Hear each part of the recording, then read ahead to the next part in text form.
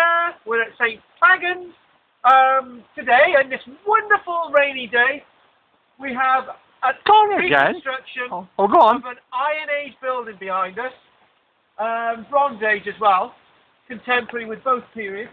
But basically, we've got a really nice steep roof.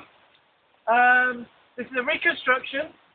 We have a nice frame underneath this of wattle, with a nice daub around the outside. The entrance is a little bit further on, but because it's a wet day, we need to keep the camera dry, so we're filming what we can.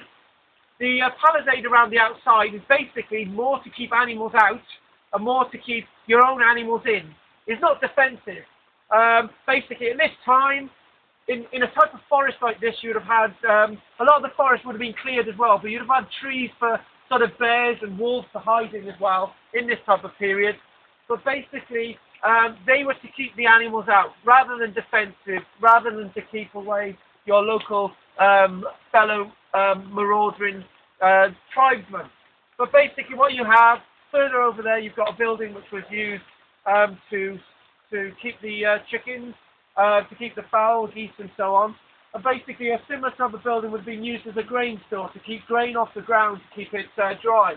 But obviously the other stores on these types of sites would have been used for storing grain underground, basically for the next year's crop. But basically these buildings are being reconstructed right across Britain.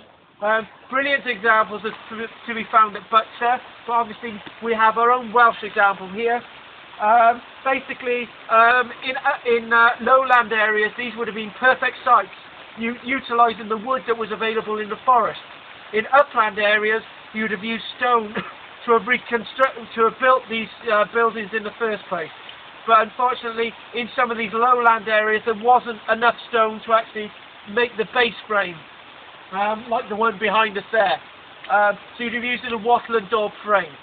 So, from St. Fagans, on a very wet and drizzly day, this is Karl-James Langford reporting on archaeology for you today. Thank you very much.